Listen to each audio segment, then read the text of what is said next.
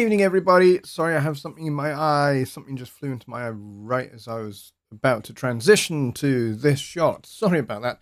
Anyway, hello, everybody. Welcome to another episode of Songwriting Simplified with me, Jonny Lipsham, here at jonnylipshamstudios.co.uk in, of course, Scotland, the capital of the entire known and unknown quadrants of the universe. So there you go. You know, when the people on Star Trek were thinking about the United Federation of Planets, of course, what they really wanted was for Scotland to be at the center of it. The nearest we got to that was Chief Engineer Montgomery Scott, but I'll take it. The actor was Canadian, but that's all right. I'll take it. Anyway, I hope everybody is doing well and has had a great start to their week. We've only got 10 people here, but hopefully that'll pick up as we get started here. So Billy Morgan was first in the door. Well done to you, Billy, getting your position back again, followed by John Hawk, and Chris Mrackna is here as well. Tony Stringer is here, and Danny Taylor is here. Dwayne is here. Juan is here. Juan, my good friend. Good to see you, buddy. I'm glad you're here. And we got Craig from the W5 family here as well. And we got Bobby Booth. So we can definitely start the show. So, I was hoping that we'd have a few more people here than we have, but it's okay. We'll hopefully just fill up and people will start drifting in, and hopefully people will catch, the start on replay or something.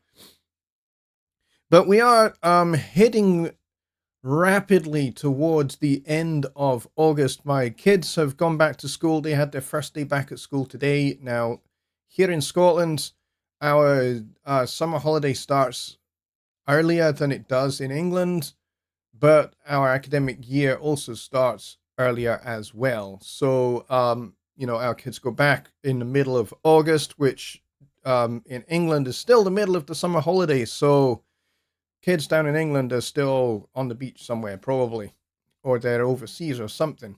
But here, it was nice and quiet in the house because my son and my daughter were at their school.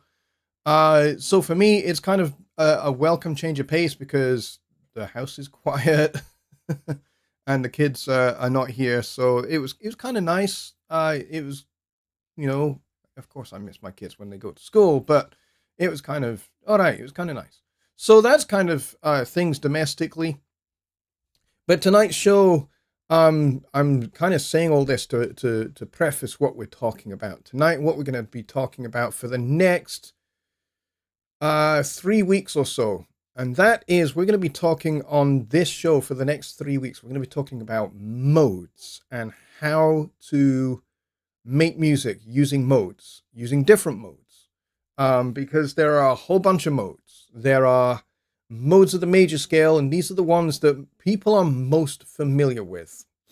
But there are also modes of the melodic minor and harmonic minor scales as well. And that's a whole another kind of level. And those modes are a little bit more advanced. And so possibly slightly outside of the scope for Songwriting Simplified, but I will maybe cover them in passing just a wee bit so you get a little bit of a flavor of how these modes of the harmonic and melodic minor scales actually work. And they sound pretty cool because, the minor scale, both melodic and harmonic minor scales are pretty dark. So therefore the modes that are derived from those scales are also pretty dark. So how did we start with a mode? Well, the modes kind of came together as a result of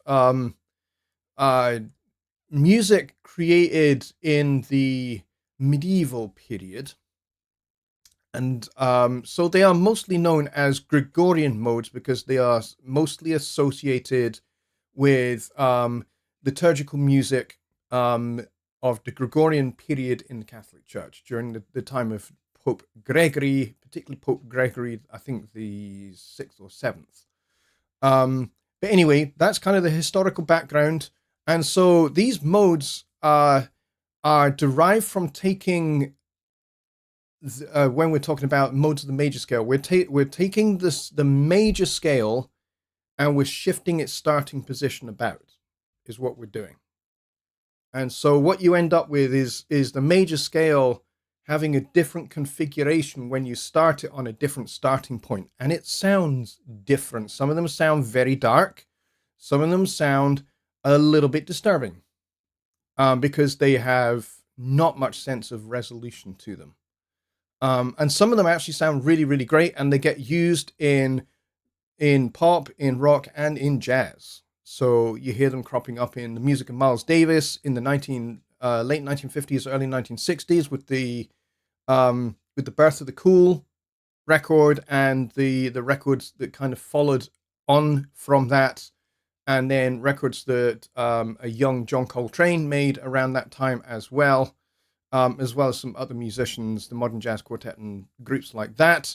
And then you hear these modes kind of cropping up in Chicago blues influenced rock bands as well, when they kind of take extended guitar solos and extended group improvisation. They're based a lot around modes because modes are easy. You don't have to think about chord changes. So that's one of the advantages of modes, which we're going to get into in just a minute. So let's start by identifying the composition, the makeup of a major scale. And then we can start moving that thing around, and you will find that you get different modes as you do that. And they all have weird names. Yes, they all have weird names. They are mostly either Greek or Latin derivative names. And so they do sound a wee bit weird. And really, you don't really need to know the name of it. You need to know kind of how each scale is made up. And then what you can do is you can start that on any of the 12 chromatic points. So you could take, for example, the Dorian mode, which I'll look at in just a minute because it's a nice easy-ish place to start. And you can take the composition of that scale and you can start it on any of the 12 keys. It's not bound to the particular starting point that it gets its name from. So let's start with the major scale because this is the most important point. So we're going to start here in C major.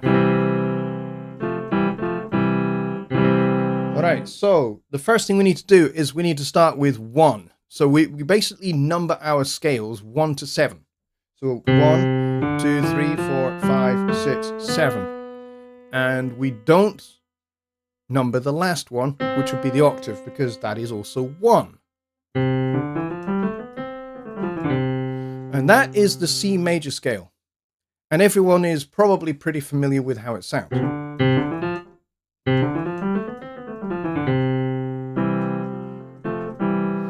So it's pretty bright sounding. Now, this is also known as the Ionian mode.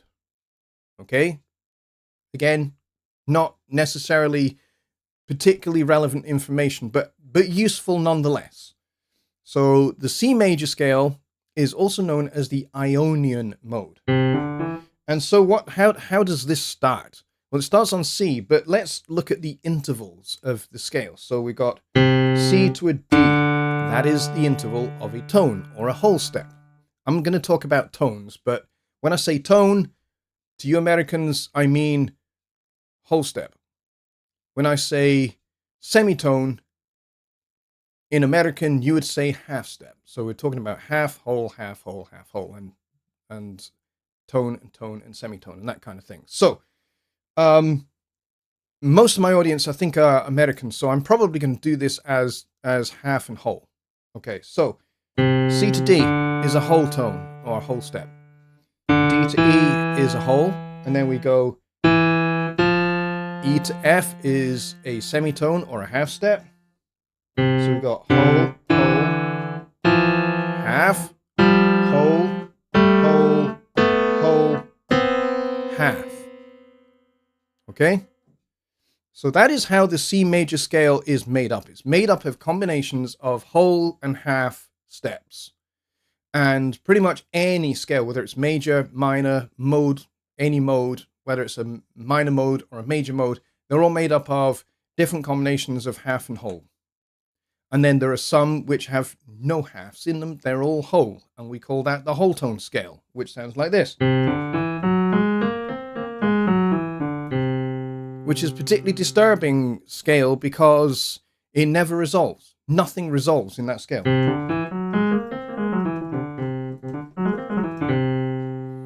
So it has particular kind of an ethereal kind of effect to it because it doesn't actually resolve. It's absolutely loaded with tension, which is why it gets used in dream sequences for films and things like that.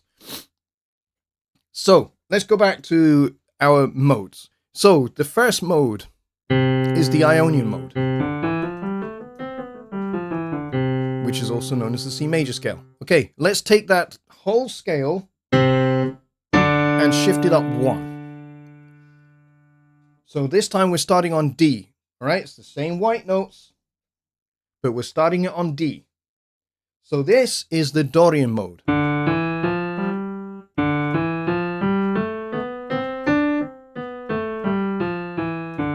Sounds a little bit darker.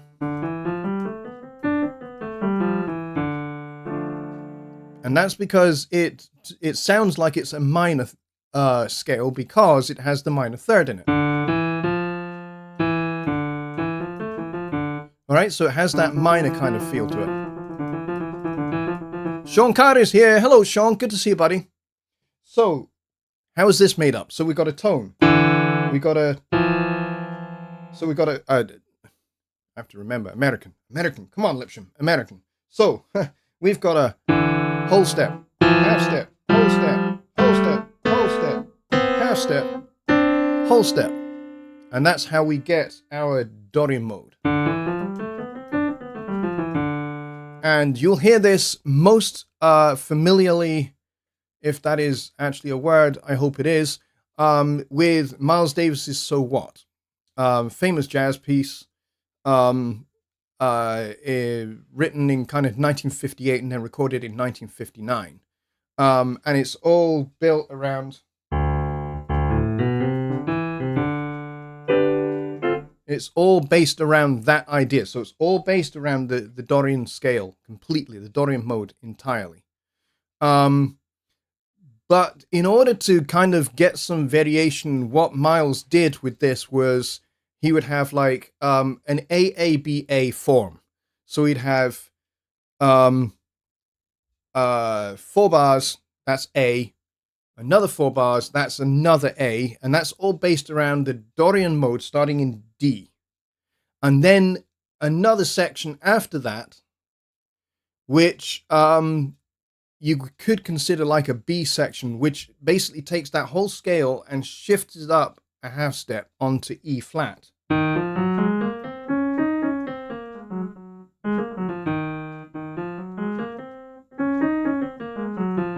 It's the same scale.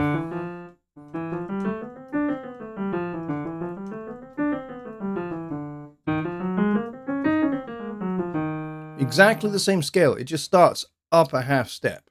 And so that was the variation that Miles wanted.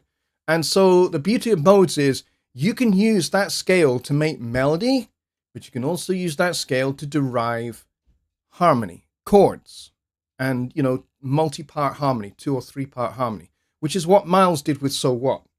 He had that kind of melody in the bass part, and then the trumpets and the saxophone did this in response, which is basically a stack of fourths, 3 notes separated by an interval of a fourth, with a major third on the top. So if you like, a G major triad with an A underneath it, and then you just shift that down one note.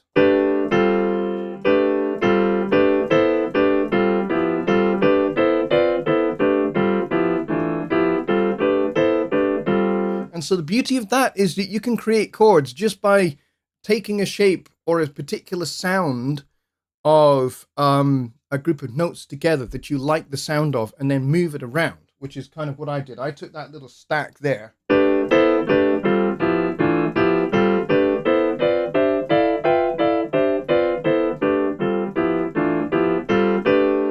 and you get some different sounds, some different combinations of different sounds. Some of it's exactly fourths with that third on the top of it.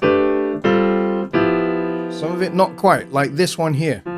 You've got a tritone in there and a minor third on the top.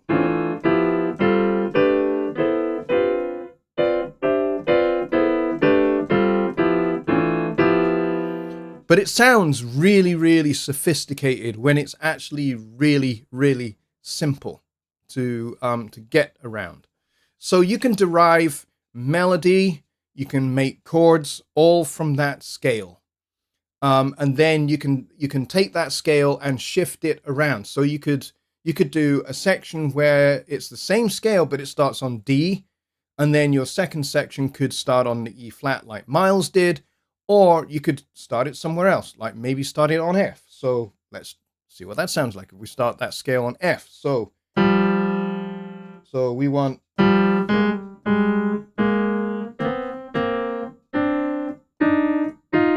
that's kind of our makeup of the scale. So we're starting on F. So we want F, G, A flat, B flat, C, D, E flat, F.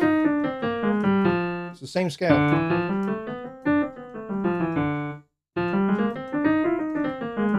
It's exactly the same scale. It's just starting it on a different note. So you don't have to keep it rooted on that D to make it a Dorian. The Dorian mode just basically describes how the scale is made up.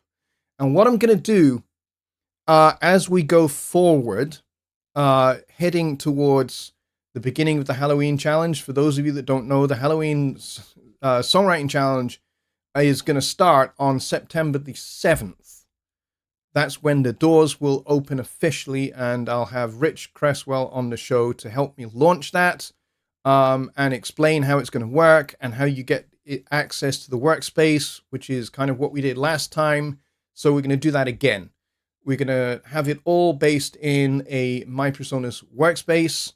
You don't have to be a member of Studio One Plus to get into it. You don't have to. You only need to have a my.personas.com account. So if you own Studio One, or you are a member of Studio One Plus, or you have Personas hardware that you have registered to your my.personas.com account, you can do this. You can have access to this. If you don't have Studio One and you don't have any Personas hardware gear, you can still get in.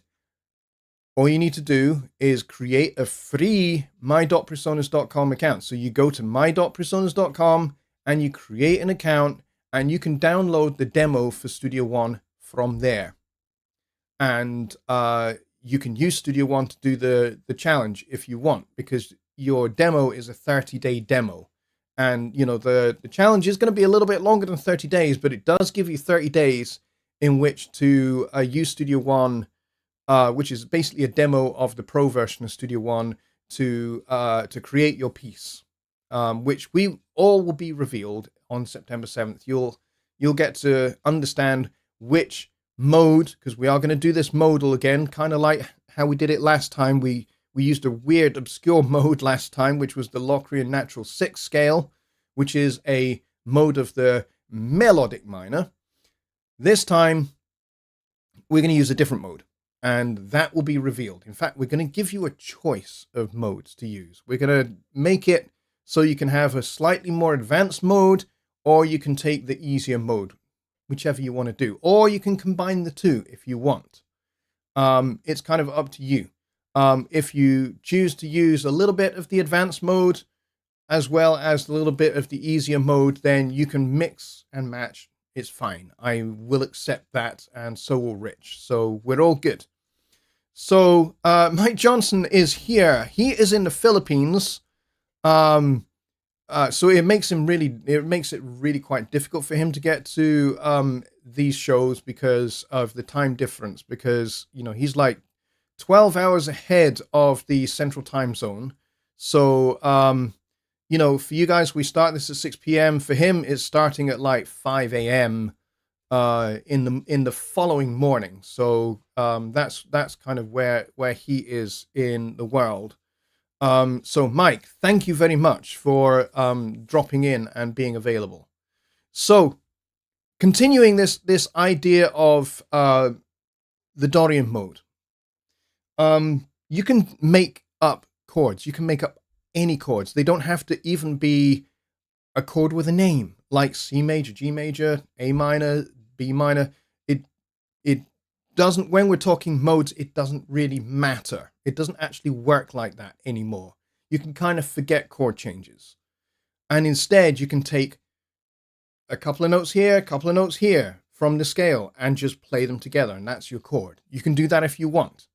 I like to use stacks of fourths with maybe a third on the top of that. Why? Because it has this nice wide open sound that's neither major nor minor.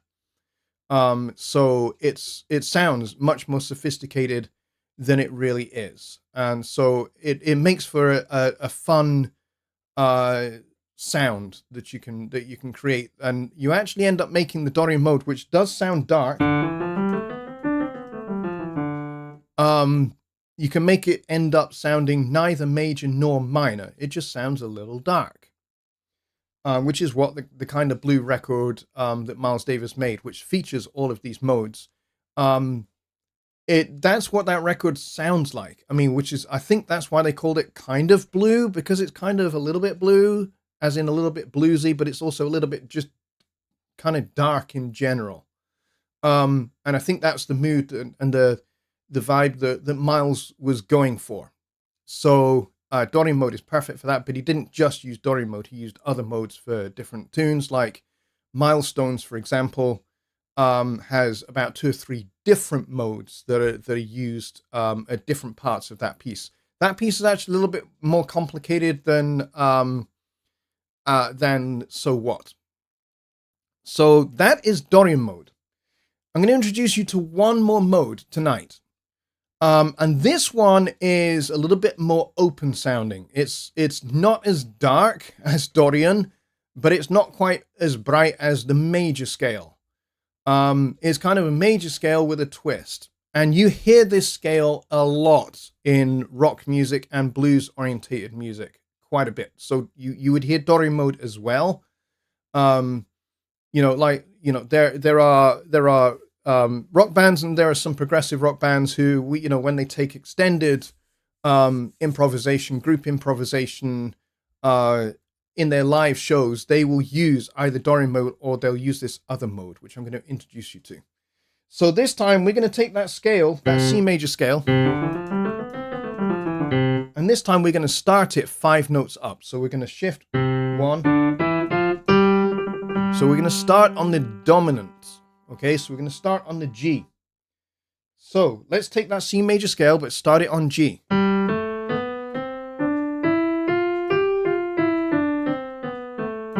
So it kind of sounds quite major, right?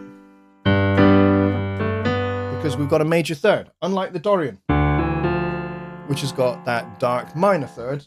This one has that major interval sound to it.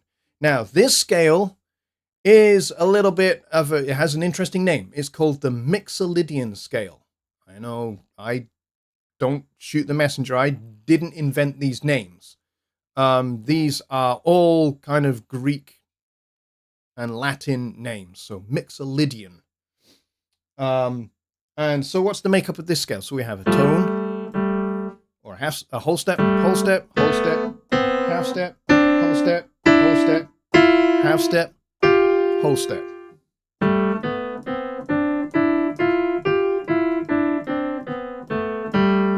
All right, so it's basically a major scale. If I was to play the G major scale, and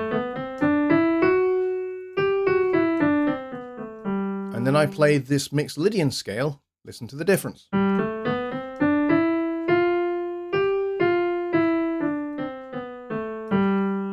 It's basically the major scale, but with the flattened 7th instead of having that raised 7th, it has the flattened 7th. So it's called the Mixolydian scale, but sometimes it also gets called the dominant scale for that reason, because it has that flat 7 in it. And for that reason, it gets used in blues music a lot, because you can play it over a dominant chord. So you can have your band just basically do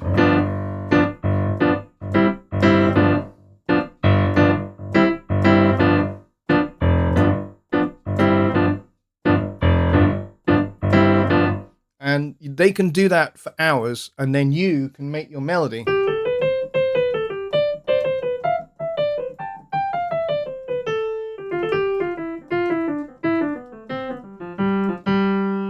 just using that scale.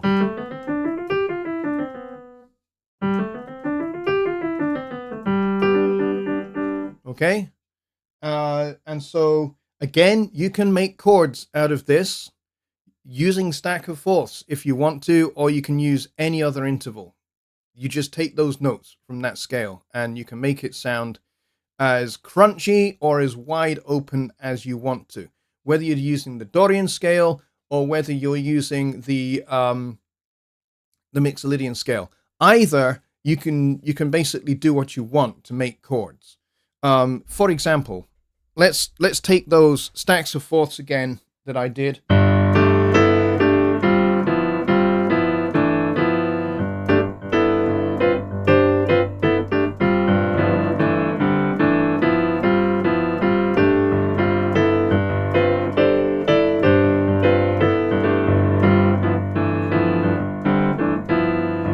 And that's basically just using a stack of fourths and then moving that shape around.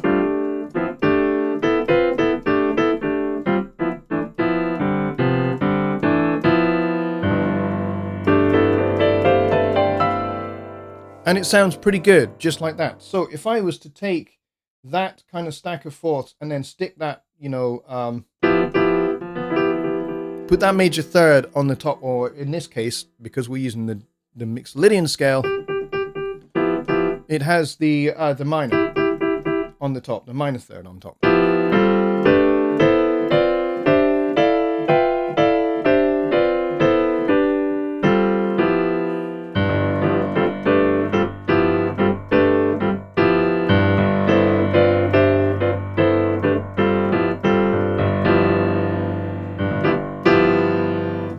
So one of the tunes off the Kind of Blue album, another modal tune, is a blues, and it's called All Blues. And it's basically a blues in 3/4. So it's got 3 beats in the bar, kind of a waltz, right?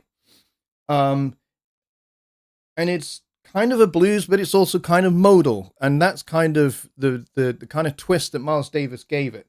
Basically, it still goes through chord 1, chord 4, chord 1, chord 5, and then it goes sharp 5, and then back to 5 again, and then goes back to 1. But here's what Miles did. He kept this kind of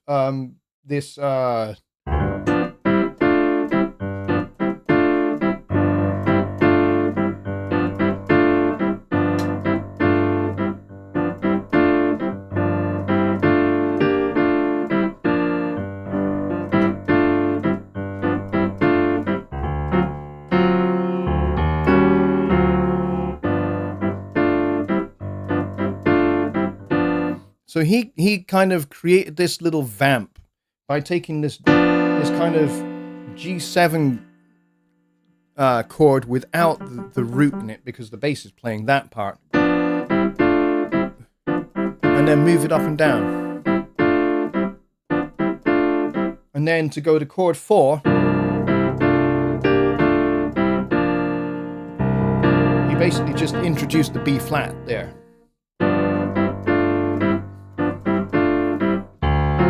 And then to get to chord 5, he played this D7 chord, but he put this minor third on the top. So you got the major third and the minor third, which creates this lovely tension. And then we go up, and then we go back down, and then we go back to the tonic.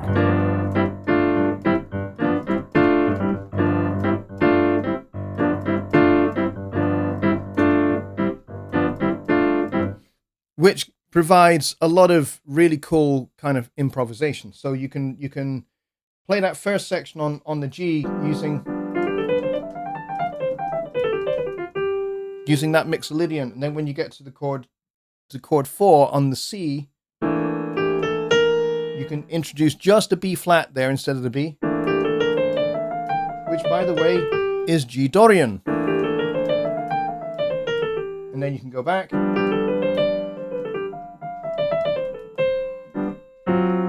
And then with this sophisticated sounding chord, you can play whole tone scales. Yep.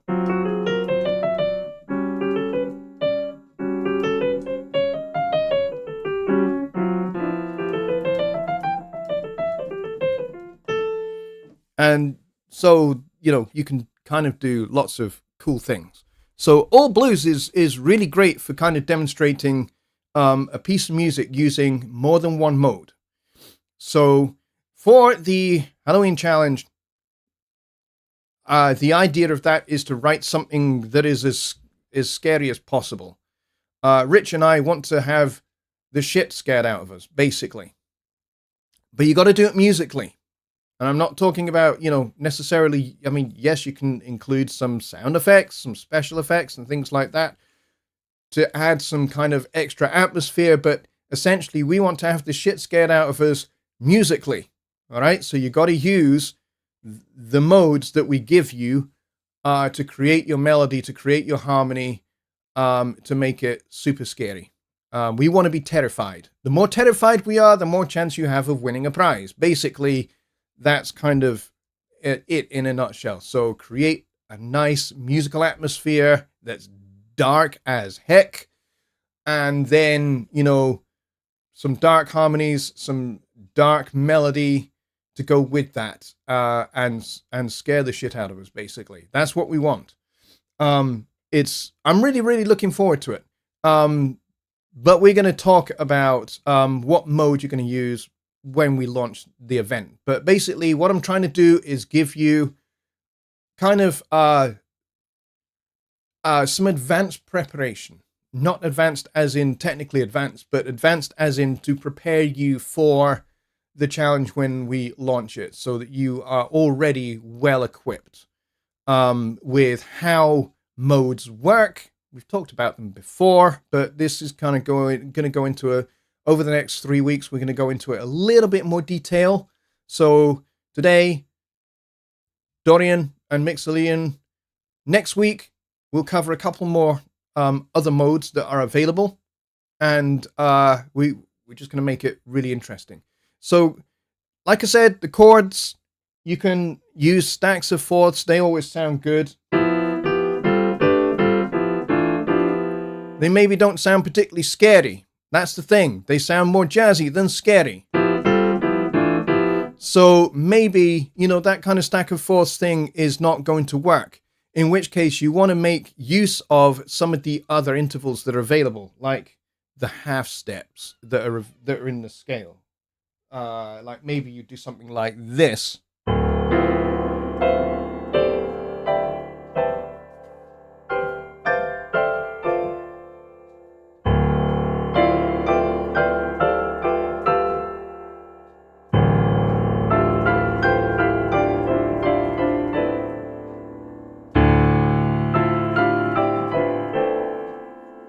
Stuff like that. Closed chords that really crunch.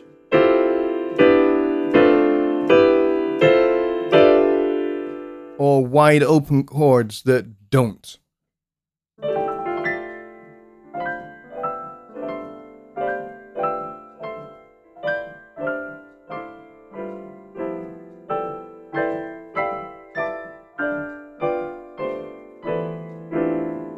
Or combinations of closed and open.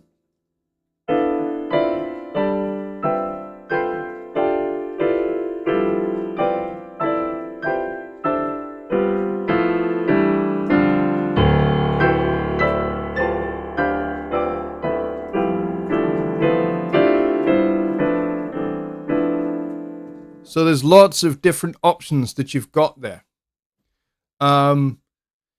Whether you're going to do open, where the notes are spread out, or closed, where all the notes are all kind of bunched up next door to each other. Either is going to work for you, and you'll want to provide some, contrast. So some open, some closed, some open. Stuff like that. Or you might want to just stick to just open or just closed. It's kind of up to you. But if you want to have lots of nice variations, then variations of contrast between open and closed are going to help you.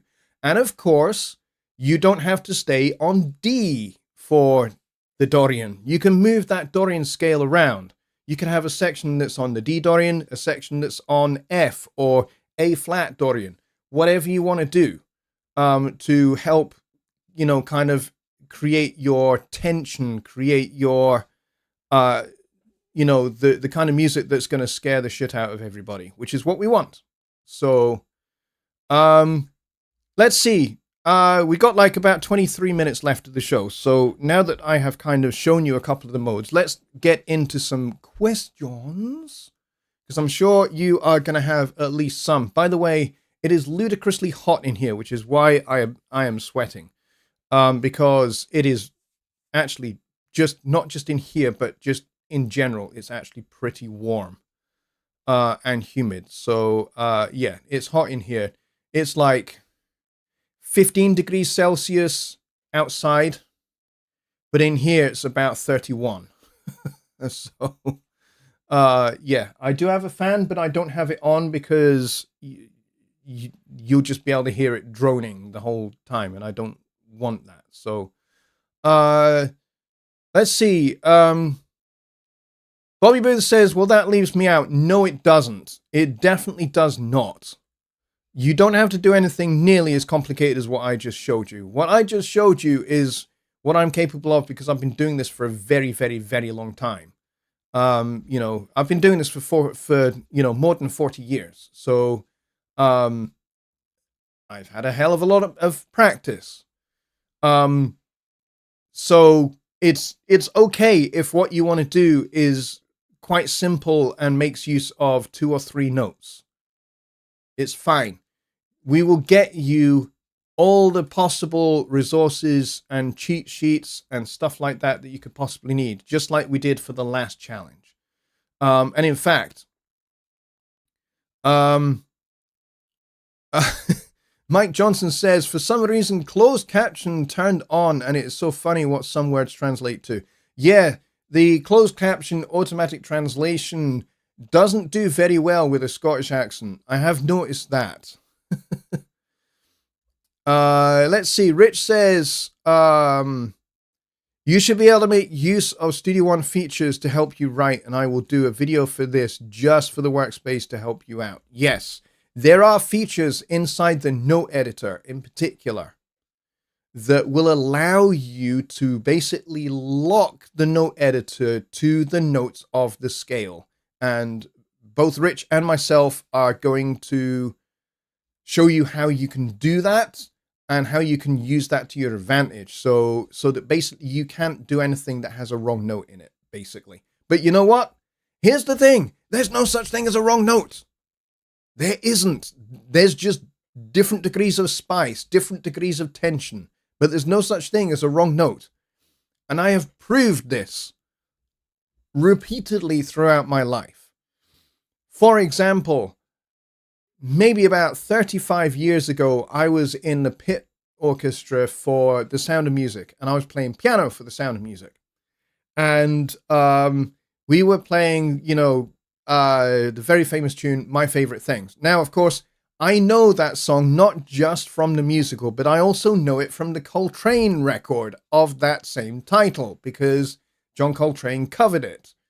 And so we were doing it for, so I was playing in the orchestra, playing piano in the orchestra for the show.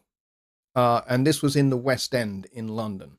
So very kind of high profile and all of that. And so I was there and for some reason my mind was thinking the Coltrane version and not what was on the chart in front of me. And so I played some voicings that were chord voicings from the Coltrane record that McCoy Tyner played and not what's on the chart. Were they correct? No, they weren't correct. But here's the thing. It just added something temporarily that was just musically a little spicier. And it just actually, to that particular moment, it just added something to the music. All the musicians noticed I'd done it, and pretty much everybody in the orchestra was grinning because they knew what I was referencing. And the lady actress that was playing Maria in the show, she basically looked down as she was singing, and there was a grin on her face as well. So everybody that was on the stage or in the orchestra knew what I had done, and they found it hilarious. And I'm fairly confident that there were musicians in the orchestra, in the audience, who knew what I'd done as well.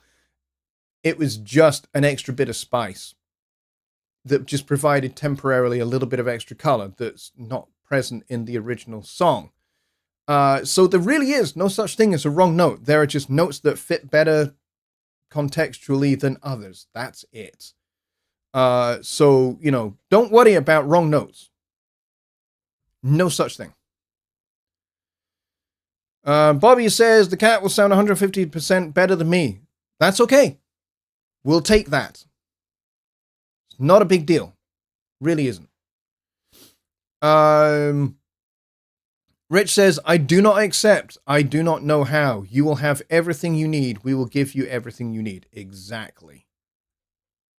We will. And you know what, Bobby, you might actually make your cat into a star, and that would be good. Be innovative. I mean, that's how innovations happen, is by somebody saying, I don't know how to do this thing, but I'm going to work it out. And that's how innovations happen. Thomas Edison, when he was trying to, make recordings, his first successes, his first attempts rather, were not very good.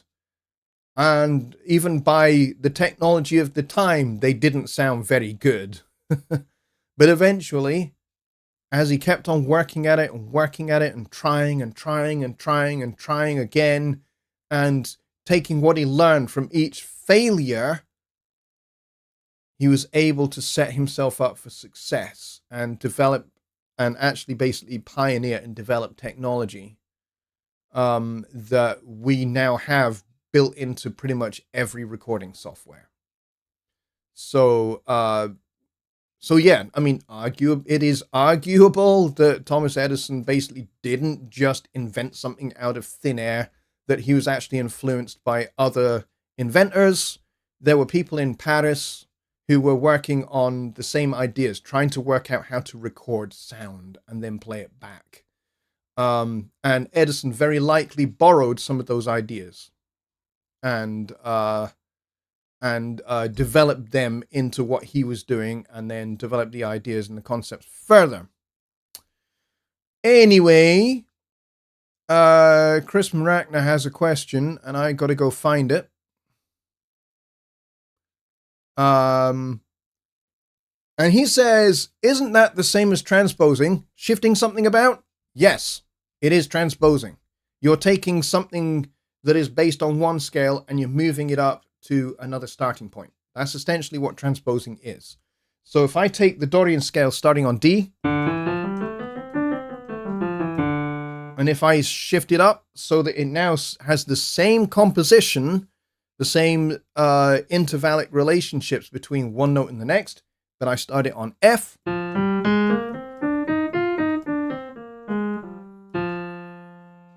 it sounds exactly the same, but it just starts on a different point.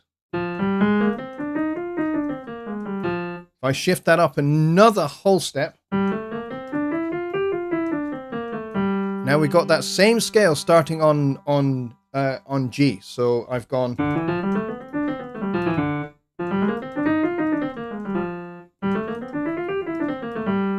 It's exactly the same scale. It's just starting on a different starting note. And yes, that's essentially what transposing is. It's one aspect of transposing.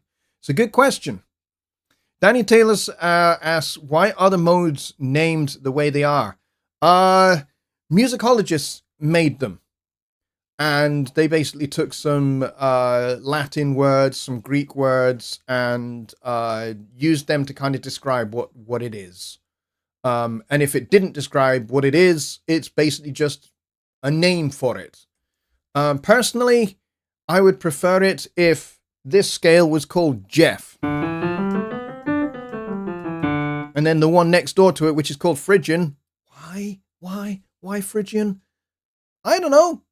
It has nothing to do with fridges. I don't see any fridges in there, although it does sound a little bit cold. And by the way, Phrygian is not spelt that way.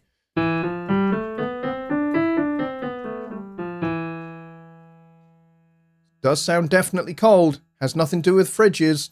They just call it Phrygian. I don't know why, but it's an interesting little, Latin thing. That could be called Steve, I actually knew a guy called Steve who, by the way, was actually quite a cold person. That kind of sums him up quite well. So, yeah, I don't know why they called that. They really ought to just be called, either really descriptive names that actually describe how the scale is made, or they should just be, kind of like a badge, like, hello, my name is Jeff, or hello, my name is Susan, or whatever, The Susan scale, starting on G. G Susan, why not?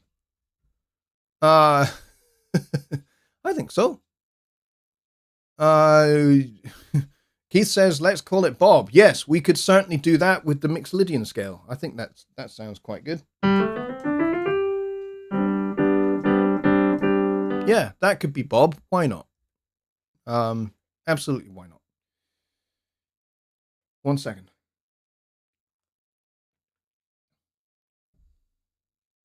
Danny says, the challenge now is using the Jeff or Steve scales.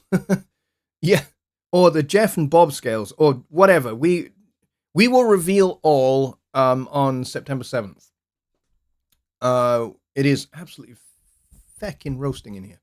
We will reveal all exactly what scale is going to be required, or scales that are going to be required for fulfilling the criteria of the challenge. So, yeah, so anybody can do this. Anybody can take part. The good thing is, the reason why we've used a mode is because it's just a set of numbers, basically. And you know where the starting point is, you know where note 1 is, you know where note 7 is, and you've got all of those notes in between. Those are the notes you use to create chords by playing them together, or you play them individually to make a melody. And that's it. That's all there is to it, really. And you need to try and make it sound scary. So either use scary sounding sounds, or place some of those notes together in a kind of scary manner. And that's all you need to do. So anybody should be able to do this. Anybody should be able to do this. And if you want a little bit of rhythm, you can use a drum loop, or you can find a percussive sound and just record, like 2 bars of a percussive sound and then loop that all the way through. You can absolutely do that. That would be a compositional technique we call ostinato, and that's a cool thing. You've created a piece that uses another little compositional technique, ostinato.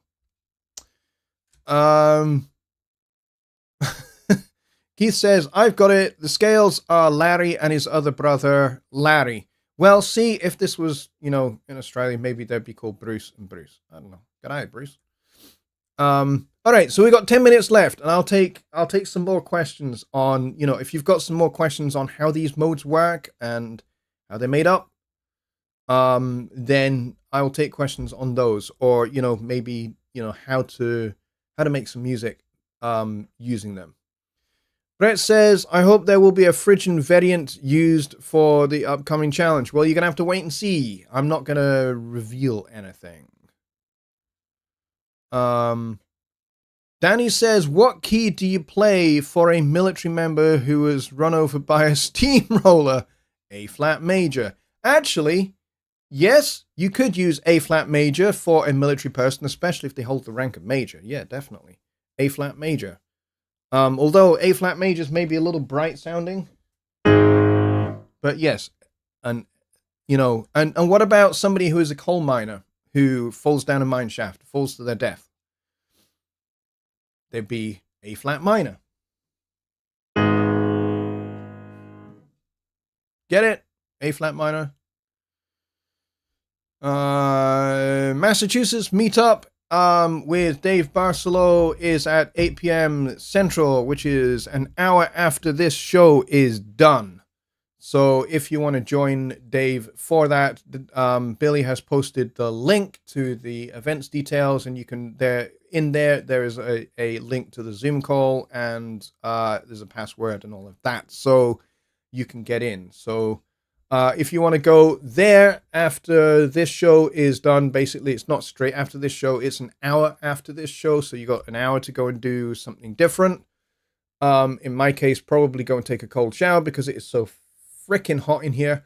And then then you can go and join that meetup, and you can talk Studio One with Dave Barcelo. I'm sure he would welcome the company. So we got 8 minutes left. If we've got any more questions, I will take them happily. We've got 16 people watching and 16 likes. Now, we did have about 20 or so earlier on, and people then kind of went, oh, he's talking about modes. Let's go. So the password for the meetup is S1 meetup. Yes. And it's all lowercase and it's all one word. Yep. That is the password for the Zoom meetup if you want to go and join that. So, yeah, we got 7 minutes left. I'll take another question, or maybe 2 more questions if I'm feeling generous. So if you have a question, get it into the chat just now, and I'd happily answer it. And we need to try and keep it on topic. So if you've got a question about these modes that we looked at tonight, the Dorian mode and the Mixolydian mode. Mixolydian's great. Like I said, Coltrane used it for a piece called Impressions, which is, by the way, one of my favorite Coltrane pieces, because it follows that similar pattern that Miles did for So What. Basically, take the scale, shift it up a half step, drop it back down again. And that's kind of the difference between the 2 sections there. So it's in a lot of ways, it's very similar to So What. So What has this nice kind of medium tempo. It's not too fast, whereas Impressions is much faster.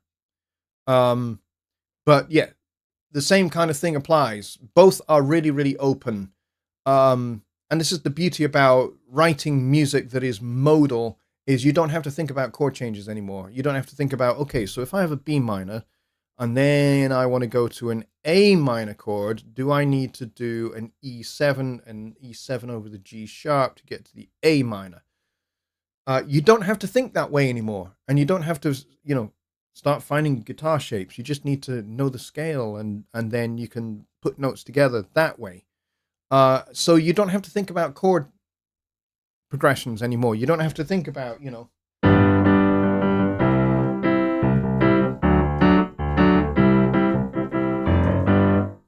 don't have to think about that kind of thing anymore, because you're just thinking about taking notes from a scale, and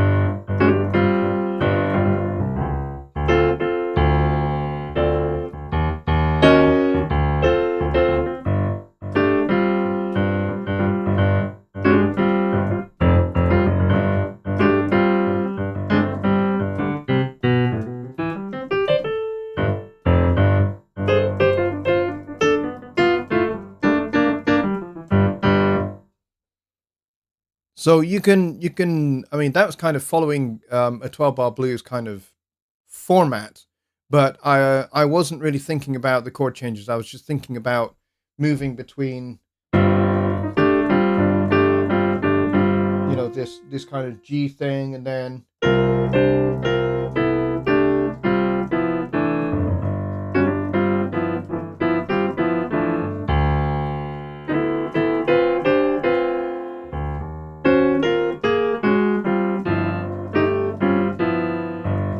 that's kind of where I was thinking about. I wasn't really thinking about chord changes. I was actually thinking about just using notes from the scale to make chords.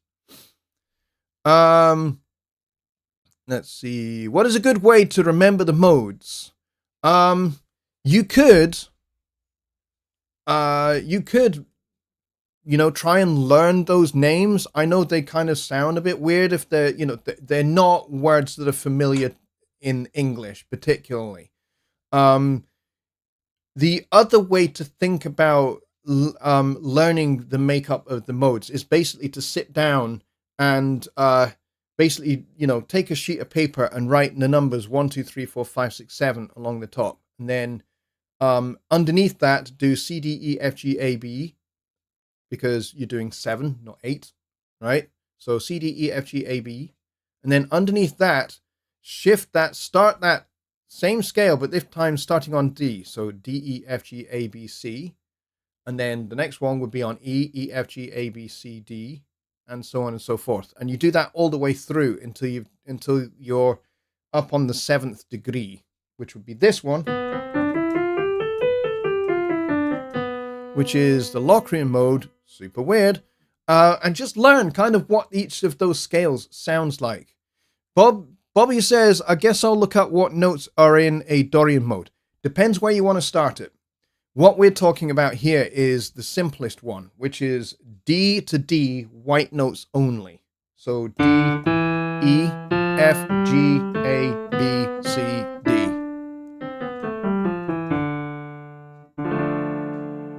So that's the notes in the Dorian scale. Brett, you're talking about the previous scale that we used for the last Halloween challenge, the natural minor with the raised 6. We're not doing that this time. We're going to use a different mode, okay? So what I'm showing you here is the Dorian mode.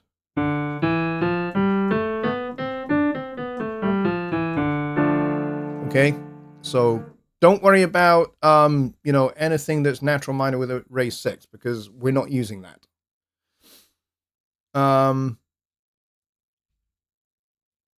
Brett says, I don't understand why people would be wary of learning about the modes. Because it's unexplored territory. It's something that you've never encountered before. It's like if you are somebody that has grown up with, thoroughbred Nashville country music. That's what you have cut your teeth on. That's what you grew up listening to. That's what you grew up learning about. And then somebody's saying, right, we're going to play salsa. You wouldn't know where to start. You wouldn't know all the ins and outs of clave and all of that kind of stuff. You wouldn't know and montuno and all of that. You wouldn't know what all of that means. That's, kind of foreign language.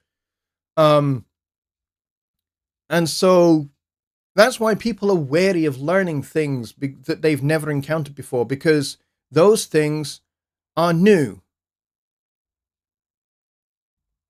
John says, Brett is right. Dorian is a natural minor with a raised 6th. It may well be, but here's the thing. That's just going to confuse people. Saying it's a natural minor with a raised 6th, that's just going to confuse people who already don't know what a mode is.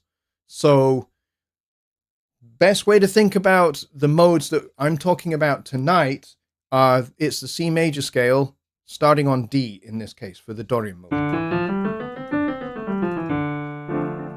So saying natural minor with a raised 6th, okay, you need to basically say, okay, so what's a natural minor? It's not going to know that. So whilst that may be one accurate way to describe how a Dorian mode is composed, it doesn't necessarily help people that don't know what modes are. You've basically said the answer to this question about what this mode is by describing it with another mode. It doesn't necessarily help. I can see why you've done it, but it doesn't necessarily help. The best way to think about this Dorian scale is take those notes from D to D that are just white notes only. You don't need to touch any black notes. Next door notes starting from D, which is the second note in the C major scale. D, E, F, G, A, B, C, and then the octave above. That's it. I mean, when I was learning these modes, I didn't learn modes by describing them as another mode, because that's just confusing. But yes, it can be thought of as a natural minor scale with a raised sixth. But that only helps if you know what a natural minor scale is, and you also know what a raised sixth is. Not everybody's going to know that. Danny Taylor says, I've heard a mnemonic with the first letter of each in the sentence. I don't particularly like modes a lot. Yes, you could certainly describe it like that. Mnemonics are definitely helpful, providing you know what each part of the mnemonic refers to. Then those are helpful. All right, we are at the end of the show. It is 3 minutes past the hour. We peaked at, in fact, we peaked at we peaked at what we just have now, which is 20. So we've got 20 people in here, 21 people in here, and 20 likes. Thank you very much, everybody, for coming. I really appreciate it, and I really appreciate the questions and some of the jokes as well. Even though some of them are a little bit dad jokes, Brett Marler, but that's okay. Dad jokes have their place. But thank you, everybody, for joining me tonight. Billy is going to launch a Zoom for an hour until the meetup starts. So if you want to go and hang out there, you are more than welcome. I need to go and cool off for a few minutes. So until next time, I will see you on Sunday for Sunday Night Live, where we will be back to dealing with Studio One questions and talking about mixing, mastering, and composing and arranging in Studio One. So everything will be fixated on Studio One. So if you have questions about that, bring them to the Sunday show, 6 p.m. Central, right back here on this channel. I'll see you then, folks. Thanks a lot for coming, and thanks for your likes. I appreciate them a lot. If you're new here and you haven't subscribed, hit subscribe now. We are marching towards 6,000. I would like to get there sooner than later, so if you could help me out by hitting the subscribe button and select all notifications so you don't miss a thing that's coming up on this channel. I've got Sunday Night Live. I've got Songwriting Simplified that happen every week. And then I've got a whole bunch of new standalone tutorial videos and a whole other video series that are all coming this year. And I'm very, very excited about what I have coming, which I'm not going to talk about because I don't want to give the game away. But yes, I've got a whole slew of new tutorial videos that hopefully you will be able to dig your teeth into. So until then, folks, I'll bid you a very good night. Good night. Thank you.